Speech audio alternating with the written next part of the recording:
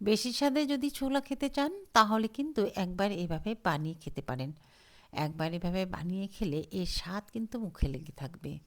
একবার কাউকে যদি এভাবে বানিয়ে খাওয়ান তাহলে কিন্তু বারবার বানানোর রিকোয়েস্ট আসবে। তাহলে আর দেরি কিসের, ঝটপট দেখে নেওয়া যাক আজকের এই রেসিপি। এখানে আমি 400 গ্রাম ছোলা ভালো করে ধুইয়ে ওভারনাইট ভিজিয়ে রেখেছি। যেহেতু আমি দিনের বেলা রান্না করব তাই আমি রাত্রিবেলা এটা ভিজিয়ে রেখেছি, নরম হয়ে গেছে। এবার আবারও ভালো করে ধুয়ে জলটা ছড়িয়ে নিতে হবে। ধুয়ে আমার জলটা ঝরিয়ে নেওয়া হয়ে গেছে। আর আমি একটা প্রেসার কুকার নিয়েছি। ছোলা যেহেতু অনেকক্ষণ লাগে সেদ্ধ হতে, সঙ্গে কিন্তু 5টে ছোট আলু আমি খোসাটা ছাড়িয়ে রেখেছি, সেটা দিয়ে দিলাম। এবার ছোলাটাকেও দিয়ে দেব। তাই ছোলা প্রেসার কুকারে দিলে তাড়াতাড়ি সেদ্ধ হয়ে যায়।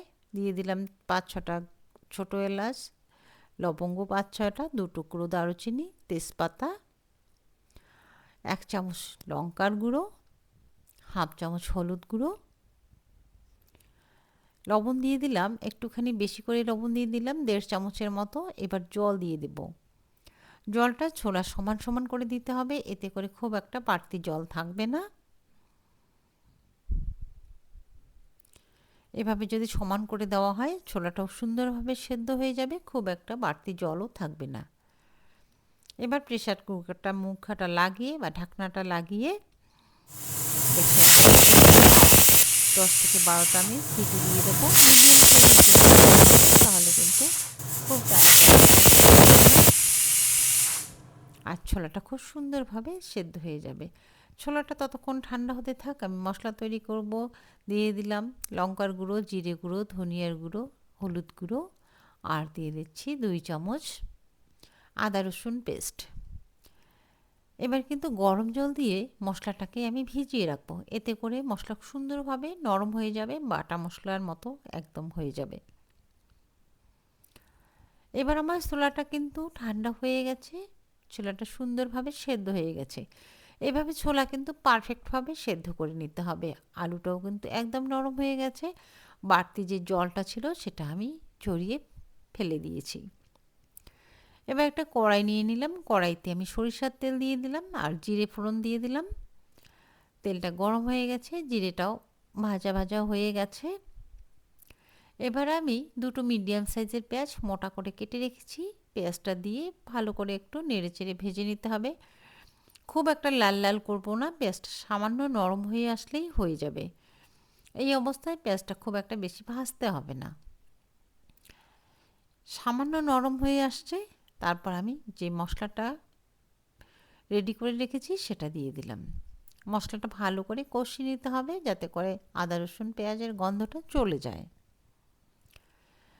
এরপরে আমি একটা বড় সাইজের টমেটো কেটে রেখেছি, সেটা দিয়ে দিলাম।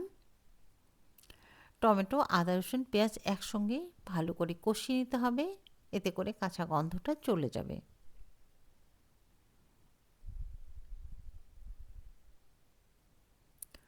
মশলা অনেক সময় পুড়ে যায়, নিচে লেগে যায়, তাই আমি জল দিয়ে দিলাম। এখানে গরম জল ইউজ করেছি, এতে করে মশলা পুড়ে যাবে না, মশলা সুন্দরভাবে কষানো হয়ে যাবে। জল দিয়ে ভালো করে মশলাটাকে কষিয়ে নিতে হবে। মশলা আমার সুন্দরভাবে কষানো হয়ে গেছে, তেলটাও ছেড়ে দিয়েছে। এবার আমি ছোলাটা দিয়ে দেবো। ছোলাটা একটু নেড়ে চেড়ে নিতে হবে মশলার সঙ্গে।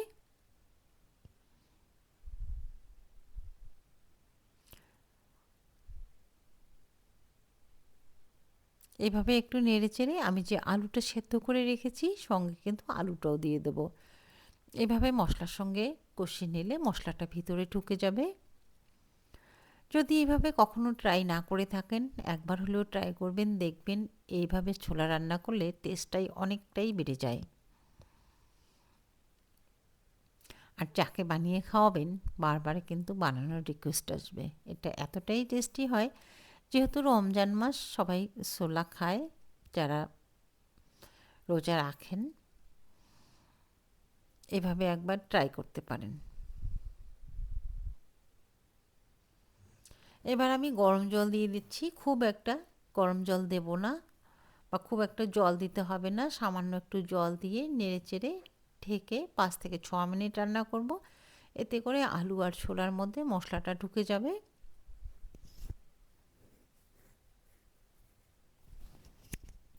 একটা ঢাকনা দিয়ে 5 থেকে 6 মিনিট আমি রান্না করে নিলাম। জলটা কিন্তু অনেকটাই টেনে গেছে।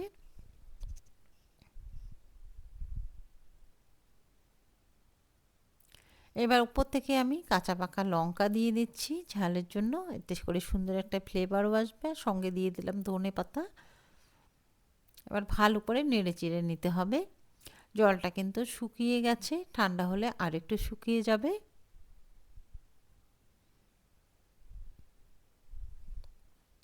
সবশেষে এখানে দিয়ে দেব পেঁয়াজ বেরেস্তা। এই রান্নাটাতে অবশ্যই পেঁয়াজ বেরেস্তা দেবেন। পেঁয়াজ বেরেস্তা দিলে এর টেস্ট অনেক গুণে বেড়ে যাবে। এটা অবশ্যই দিতে হবে। আশা করছি আজকের এই ছোলা রান্নাটা খুব ভালো লাগবে। ভালো লাগলে অবশ্যই একটা লাইক দিয়ে কমেন্ট করে জানাবেন কেমন লেগেছে। ভালো লাগলে বন্ধু আত্মীয়ের মধ্যে শেয়ার করে দেবেন। আর চ্যানেলে নতুন হলে একটা সাবস্ক্রাইব করার অনুরোধ থাকলো। এবার আমার এটা হয়ে গেছে। গ্যাসের ফ্লেমটা অফ করে সার্ভ করে নেব। দেখে বুঝতে পারছেন এটা কতটা লোভনীয় হয়েছে। এভাবে একবার হলেও ট্রাই করে দেখবেন। সবাই খুব পছন্দ করবে আর আপনার প্রশংসাও করবে।